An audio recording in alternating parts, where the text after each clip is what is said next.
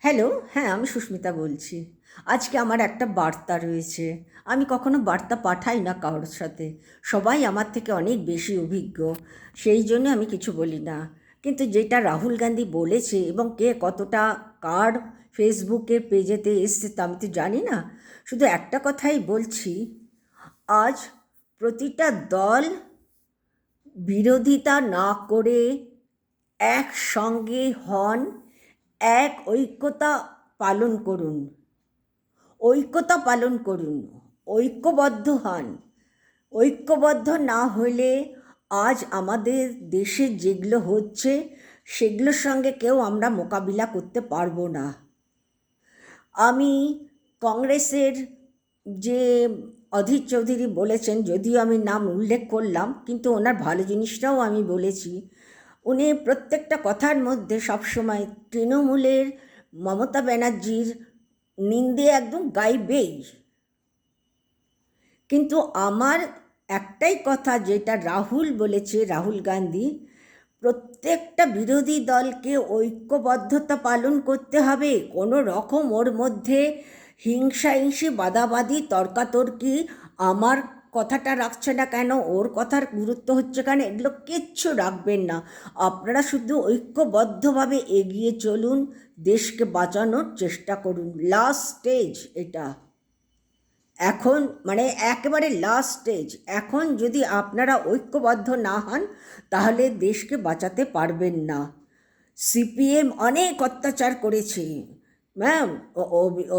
অভয়ার মৃত্যু কেন্দ্র করে নন স্টপ সব মহাগুরুরা সিপিএমের বিভিন্ন রকমভাবে দুর্নীতি দুর্নীতি করে নিন্দে চর্চা করেছে। আজ তো শান্তি পেয়েছেন, আজ কেন ইঁদুরের গর্তের ভিতরে ঢুকে রয়েছেন?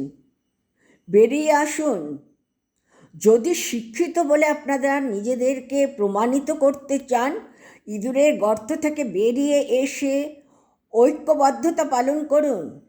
নিষ্ঠার সঙ্গে ঐক্যবদ্ধ হয়ে দেশকে বাঁচানোর চেষ্টা করুন। হ্যাঁ, আপনারা সিপিএমে মার্কসের কোনো নীতি আপনারা ধরে রাখেন না। আপনারা শুধুমাত্র নিজের সুবিধাটা দেখেন, সেগুলো বন্ধ করুন। আমি কথাও আমি শুনেছি, লিখেছে, পেজেতে লিখেছে যে কংগ্রেসের সঙ্গে মমতা থাকলে আমরা গঠবন্ধন ত্যাগ করব। করো তোমরা গঠবন্ধন ত্যাগ, দেখো তোমাদের কি করে, দেখো তোমাদের কি করে। আর তোমাদের যদি সত্যি বলে যদি তোমাদের নৈতিকতা থাকে, তাহলে কখনো বিজেপির সঙ্গে অন্তত হাত মেলাবে না, যেটা করেছো অভয়ের মৃত্যুর সময়। এটাই আমার একটা কথা আমার সিপিএমকে, কেননা আমি একদিন সিপিএমকেই ভোট দিয়েছি, আমি একদিন সিপিএমের বাড়ির মেয়ে, আমি একজন। সেই হিসেবে আমি বলছি, ঐক্যবদ্ধ হন, দেশকে বাঁচানোর চিন্তা করুন, পরে আপনাদের রাজনীতি শুরু করবেন, নিষ্ঠার সঙ্গে রাজনীতি করবেন। আগে ঐক্যবদ্ধতা পালন করে রাজ্যকে, দেশকে আগে বাঁচান। যেই পরিস্থিতি বর্তমানে হয়ে গেছে, আজ মানুষগুলো বাঁচবে না।